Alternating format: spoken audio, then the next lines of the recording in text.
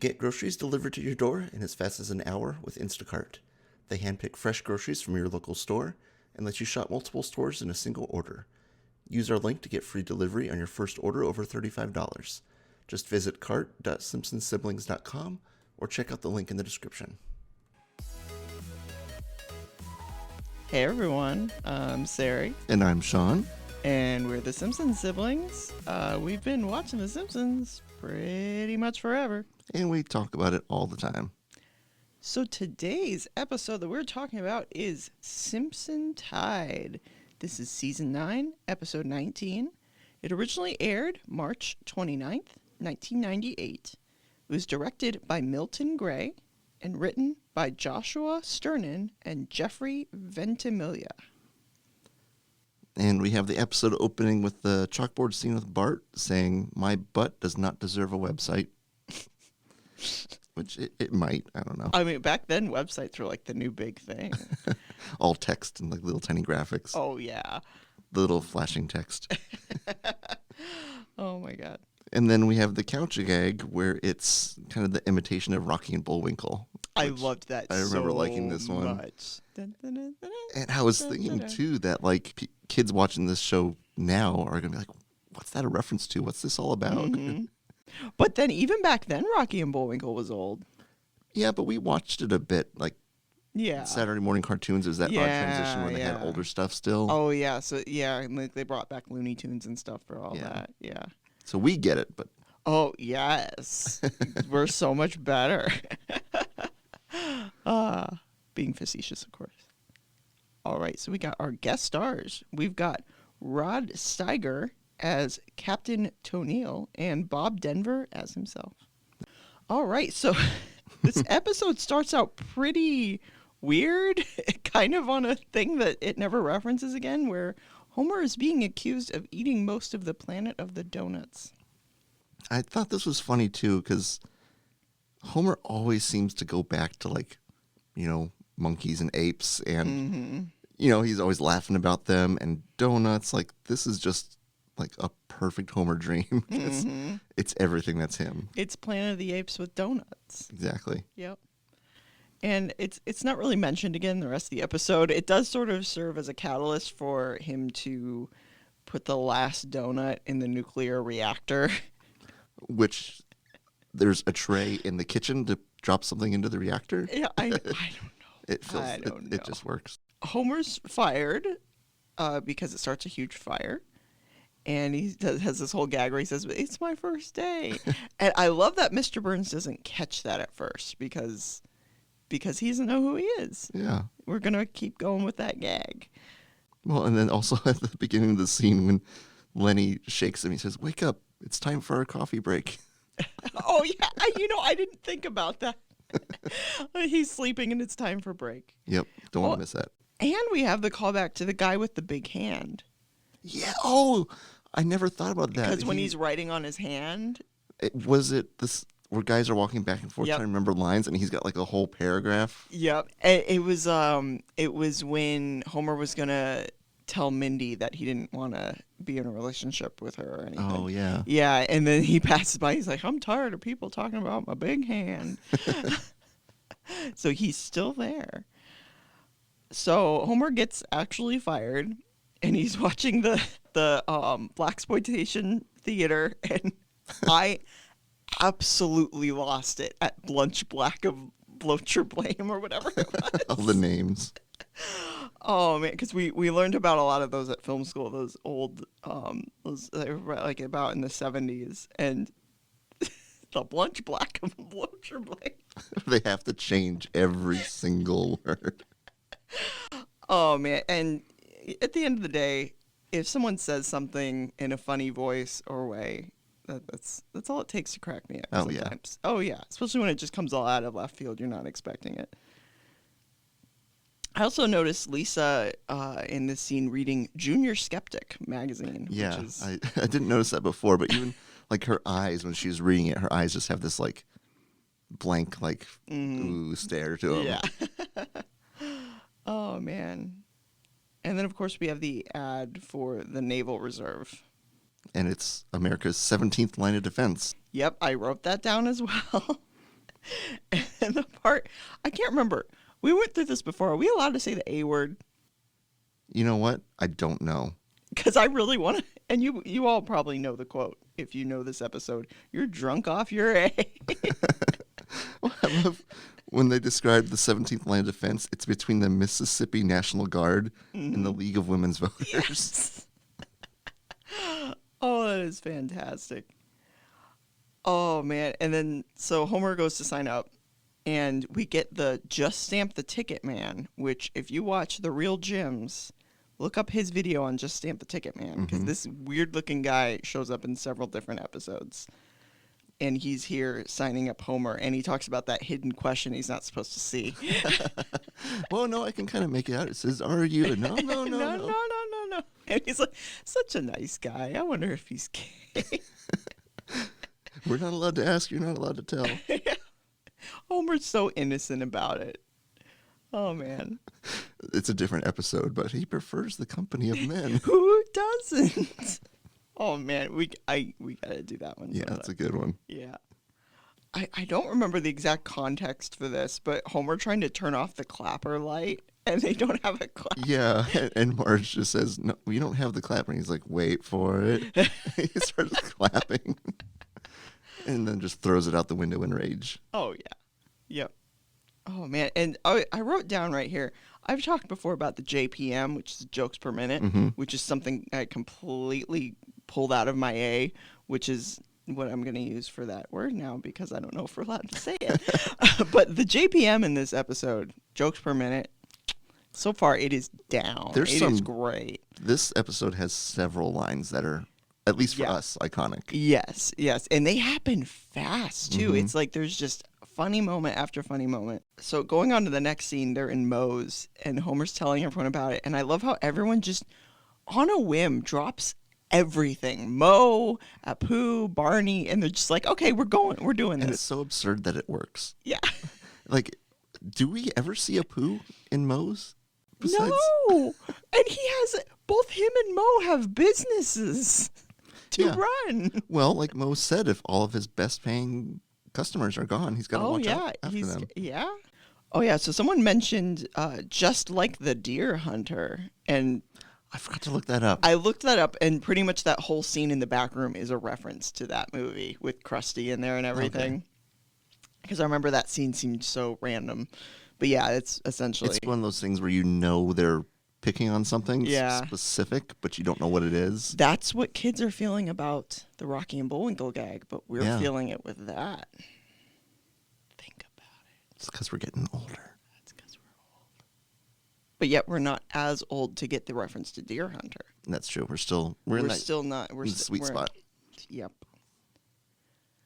I love how Lisa's commentary on, like, she kind of goes into a small rant about him in the Navy and everything. It completely goes over his head, and he just goes, "Oh, I'll bring you back a hat." Yes. Which kind of reminds me of when Marge becomes a cop, and she goes on a bit of a rant, and she just brings out the dog puppet. And he's like, "I'm Mr. McGruff. I'm going to take a bite of a crime." And then we get Bart wanting a torpedo. Yep, of course. And we get a sneak peek at Barney's mom, which, do we ever see her in any other episodes? I feel like maybe one, but I don't know what. And she just looks exactly like him. Yeah, it's quite a pair, those two. Which actually reminds me, I didn't make this connection before. In Disenchantment, there's a guard that has his mom with him at all times. Oh. I don't know if you got to that episode, but it's like a guard, and like his mom is in like a knight costume and is always I've like seen giving that. him advice and stuff. It almost seems like a precursor to that. And then we have the next scene where they're all getting their heads shaved.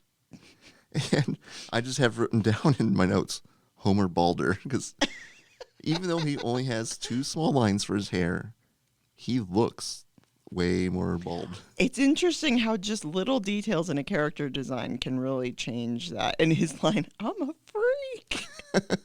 And he's sitting there well, first of all, they let them keep their hair. Oh, yes. But he's just sitting there with the 2 strands, just mourning them. Well, and even after he gets his hair cut, he has like kind of the hair sticking out on the side of his head like everyone else, which he didn't have those before. Yeah. Oh, man.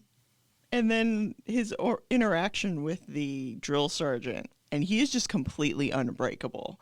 Yeah. Mostly because he's just too dumb to be broken. Oh, he has no idea what's going on. He's just like figuring out how this guy can be a friend. You don't like me and I don't like you. I like you.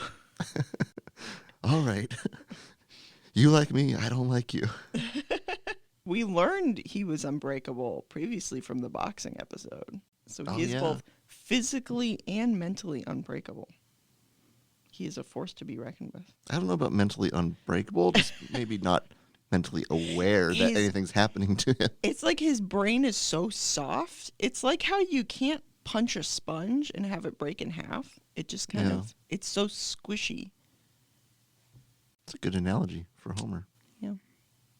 Squishy brain. The little toy. Ting, ting, ting. Oh, man.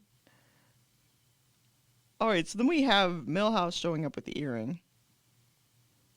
Good old Milhouse. Good old Milhouse. Which, for once, he's popular. Oh, yeah. Bart doing the Bart man. And it's funny because they say the line, that is so 1991. Mm-hmm. And back then that was funny because it'd be like us saying, that is so 2020.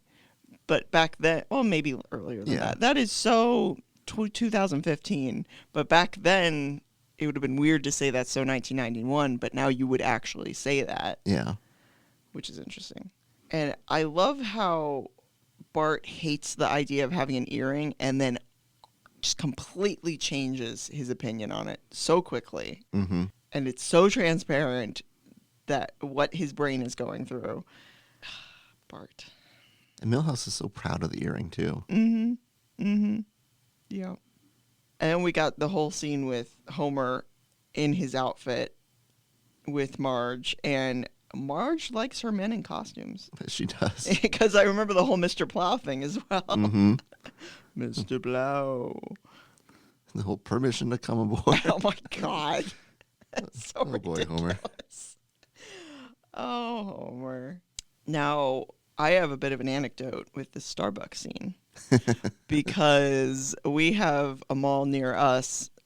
It's an outdoor mall that had 5 Starbucks.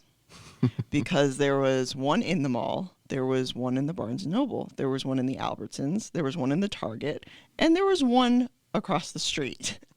Which was like almost the same parking lot. Yes. They recently closed one of them, and they put on the door a piece of paper that said, if you're looking for the nearby Starbucks, go to the one in the Target, the one in the Barnes & Noble. It's like, okay, you closed 1 out of 5 Starbucks. I think you're going to be okay, which like shows how accurate this Starbucks scene is. Yeah. Where just every store in the mall is a Starbucks. And the whole coming soon Starbucks. Yep. And then the guy, well, we better hurry up because in 5 minutes this place is a Starbucks. Plus, like, who closes a store that quickly before they're going to change it? Like, normally it'd be like the night before. I don't know. Starbucks has their system down. They can have it up and running in 5 minutes. And they just go right it. And before it gets changed, though, I have the written down, in and out ear piercing. If it dangles, we'll punch a hole in it. Yeah, that puts some images in my mind that I just would rather not discuss on the podcast. But yes. Yeah. Yeah, we're not going to think about that. So, next topic. But yeah, this Springfield Mall has trouble with minors. Oh, yeah. Because it's the same mall where Bart got his tattoo. Oh, yes, exactly. And from the so very first episode. He has gotten a tattoo and a piercing without age verifying, being age verified or having an adult with him. Yep, that's true. That's pretty bad. Yeah. I also found it funny how just getting an earring was considered being rebellious in the 90s for a guy to get an earring. Yeah. And now it's like not even really a thing. You see someone with like 6 earrings on one ear and you're like, oh, okay. But it's interesting to see the progression of that. So we have the war games, and Homer gets assigned the nuclear sub. Another good line. Nuclear. It's pronounced nuclear. Oh, my God. And we do that all the time, but then I forgot afterwards he does one more. Nuclear. Yeah, he just keeps... Oh, man. Shout out for that line delivery. Dan Castellaneta. Like, perfect. All right, and then we have Bart giving Homer the earring because he says, like, oh, I'm so disappointed in you and everything, which seems so early in the story. Like, Bart's had his ear pierced for about 5 minutes at this point. Yeah. In the timeline of the show, probably several days, he's had this earring in, and I don't know. It really is kind of just a throwaway thing because Homer needs it for the story. Yeah. You know, you gotta give it back to him. And at this point, Bart's ears are gonna heal up because I've had ear piercings, and if you take them, at my first ear piercing, I took it out too early, and that thing just heals right up if you take it out too early. So that's gone. Well, and then we have Homer saying they're having a whole debate on whether did you ever do anything rebellious? Well, when I was 10, I got my ear pierced, but this is completely different. Oh my God, Homer. The poor frustration that Bart must have been experiencing. I know, poor Bart. All right, and then we've got the captain giving a bit of a speech. Yeah, I'm a man of few words. Any questions? And then, well, before that, too, he's like, is the poop deck really? Yes. And he's like legitimately asking. He's confused when he just gets laughs back. Yep. And he said, promote that man. He gets promoted several times very quickly. Oh, yeah, for all the wrong reasons. And, of course, we have the ancient sea shanty. In the Navy. And then they have this whole dance scene, and the village people are on the sub, and then the song's over. And Smithers is very happy to be dancing with them. Yes, he's just there. I don't know, is that supposed to be a gay joke? Because he's just there. And then the submarine descends, and they proceed to drown all of the village people. All the hats just float up. Dead. It's so funny because it's so ridiculous and just meaningless. Yeah. That's what makes it amazing. And we've got this really bizarre scene where they hear the whale sounds. And Homer's mouth literally moves because it ends up being Homer being hungry. Why?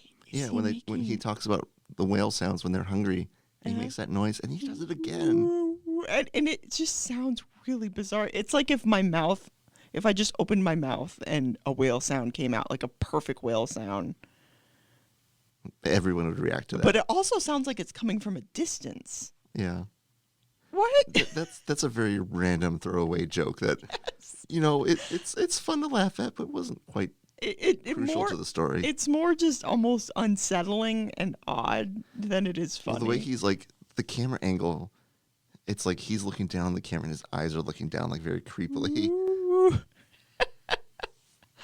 Oh, man. And now, next we have something we quote very often. A little too often. And that is, what's the best way to get peas? Well, first, what do you want out of life? I want peas. Which also, how is Homer so obsessed with vegetables all of a sudden? Yeah. I mean, it's really just to make this joke. Because he's saying peace, and Homer thinks he says peas. Or no, he says peas, and the captain thinks he says peas. Yeah. And what is the best way to get peas? With a knife. With a knife. And Homer just scoops up the peas with a knife, which is inarguably one of the worst ways to get peas. And just how it fits into like the context of with two completely separate conversations that just happen to mesh perfectly, but no one is actually talking to each other. And the captain thinks they're having this really profound conversation about how to get peace. And Homer's shoving peas into his mouth with a knife. Exactly, yeah. And so, of course, the captain promotes Homer again to acting captain. Oh, dear God. All right, so then we have the captain inspecting the torpedo bay. Which, again, we have Barney's mom. Mm-hmm. Again, yeah. Why is she on? Yeah, she left her post just to be with her son, which is nice, but that's not how the military works. No, it's not. And we have the captain going into the torpedo bay. And, of course, Homer thinks it's time to fire the torpedo. Well, he's in the actual torpedo tube. Yeah. And I always wondered this ever since I was a kid. Does he kill him? I mean, I'm assuming that if you rocket propel a human body underwater and launch it into a metal wall, Yeah. I think that's going to kill them. Yeah, because even if he was alive, he's pretty far underwater. He's not going to be able to get back up. Yeah, and we don't see him for the rest And of he's the had episode. all the air knocked out of him when he hit. Yeah. So Homer's committed murder. Mm-hmm. Unintentional. It is not intentional, but Homer commits murder. There we Yeah. go. And no one talks about it. Yeah, no, everyone's like, oh, the captain's gone. Homer's captain now. And nobody questions that either. Like, I feel like there should be can they, like, get him out? And I don't think that would work in real life. yeah, no, there would be like a mutiny against him. Could you imagine, like, on an aircraft carrier, Yeah. if the captain took some low-ranking officer and said, "Oh, you're acting captain." First of all, that would never happen. But then if the captain died, it seems like that would revert. Yeah, because if you're second in command and you kill the captain, like, obviously something fishy's going on. But we're not looking for realism in the Simpsons. No, we are way overanalyzing this. Again. Oh yeah, well that's what you come here for. That's what we do. That's what we do. All right, and things happen so fast here. The power goes out and then it's back on. And then they're down to mood lighting. Yeah, and then the music starts for some reason. The mood music. Well, and also this is a whole like war games thing, Mm-hmm. but it very quickly turns into a actual like battle. Oh yeah, 'Cause yeah. we're firing officers at each other. Yes. We have another moment of Homer taking notes, and it ends up just being a doodle. That's something that's happened in several different episodes. And this random Sulu moment. Yes. What? He's just like setting course for Rigel 7. Yeah, right. I think it's Rigel 7. Yeah. I mean,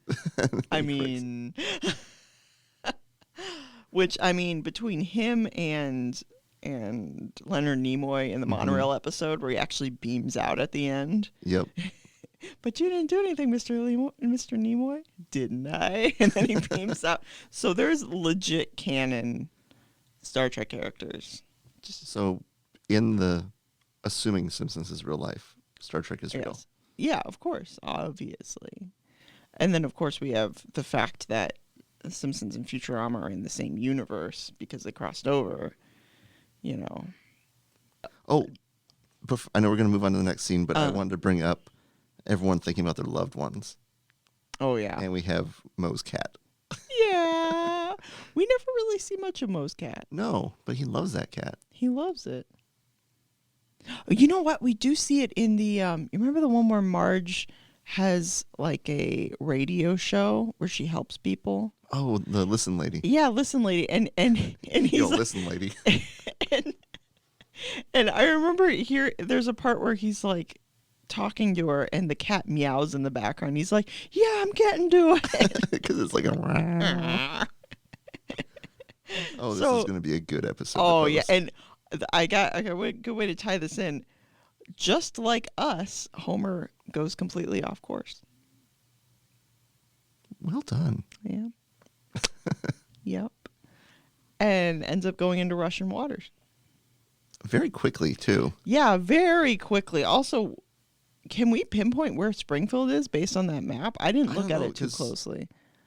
Well, because they went west to get to Russian waters. Yeah.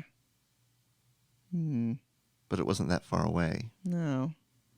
Well, based on the Simpsons movie, what states border Springfield?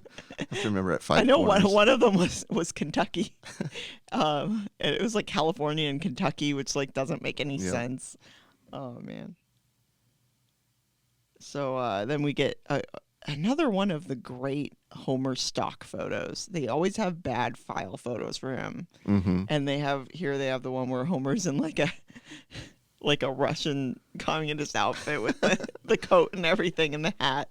And Lisa goes, I told him that photo would come back to haunt him. I know he's been in the news several times, and it's always some obscure bad situation. Like the one file photo where he just has like 50 cigarettes in his mouth for some reason. Yes. All right, and I have to. This is going to be my word-for-word rant of the episode. Abe Simpson. Okay, I'm glad you're doing this. My Homer is not a communist. He may be a liar, a pig, an idiot, a communist, but he is not a porn star. Oh, Abe Simpson, you have no idea. Just like Homer, no idea what's going on. Oh, yeah, around that's him. where he gets it from. It's, it's genetic. It's that Simpson brain. Yep. Yeah, it only affects the males. Mm-hmm. Yeah. Well, we got the whole Russia scene where they go back to the Soviet Union. I think you win. The sign flips, and we were always the Soviet Union. Wouldn't someone have seen that? And why is Springfield like the linchpin in all this? It almost kind of reminds me. Remember when Springfield was making fun of France in the Treehouse of Horror, and they end up bombing them? Yep. It's almost that level of like, why do they care about Springfield so much? That's not like a global. That's not going to affect us globally. And we see back in Russia all these doors that open that was just like soldiers that have been waiting for who knows how long. And the breaking the glass. And he just stands right up like mummy. See, we talk about these things, and I know that pretty much everyone who listens like knows these episodes to begin with. Mm-hmm. But can you imagine someone who's like hasn't watched The Simpsons in like 20 years, or if ever? Yeah. And they're listening to us, and they're like, "What are they talking about? Homer's on the ship, and then Soviet Union, and people busting out of glass, and tanks." Sulu out of nowhere. Oh man. So then we've got, I can't remember exactly what triggers it, but they spring a leak. Oh, because they're going under the aircraft carrier and they drop the depth charges. Oh yeah. Okay. And we got the line from Barney, "It's filling up with a clear, non-alcoholic liquid." So he definitely tried to drink the water, thinking that it was going to be alcoholic, and then being disappointed finding that it wasn't. Well, that place flooded pretty quickly for a pinhole leak. Yeah. But we just won't analyze that. Yeah, we're not gonna analyze that. And I love how Homer comes to the conclusion to use the earring. Mm-hmm. And just how long that takes him to think of that. And, that's the only pinhole-sized thing on the whole submarine. Oh, apparently. yeah, definitely. They don't have any pens or anything. Or actual pins that they all wear on the uniforms. Or, just putting your finger over the hole. Yeah, it has to be the actual size of the hole for it to work, of course. Or get some flex tape. Yes. My God. Oh, this is another situation, though, where Homer's brain is further ahead than his brain. He has, like, two brains. Like, Yeah. He has the higher brain that's telling him the smart things to do, and then the lower brain that's rejecting all those thoughts and just slowly processing them. Because if you think about it, it's not Bart telling him that. It's his brain's vision of Bart telling him that. So he would have had to come up with that, but yet he still doesn't It's make like the that connection. whole conversation of, like, money can be exchanged for goods and services. And then, what? All in his the internal monologue back and forth. Oh, It's yeah. two distinct thought processes. Fine, don't use reverse psychology. All right, I will. All right, I will. All right, then we have the whole encounter. So they end up fixing the leak, and they have the whole encounter with all the other ships. Which there's only one ship that's important there. Mm-hmm. Yeah, and Homer knows all these languages all of a sudden, and we bring back the joke of "It's my first day," and I love the USS Antarctica. Yes, that's the most important ship in this scene. I love that for some reason it's being piloted by penguins, and they somehow know how to pilot a ship. And how did they make the ship? And Homer speaks penguin. There's so many questions here. But just the way they slide off the ship into the water. Yeah. You're so cute.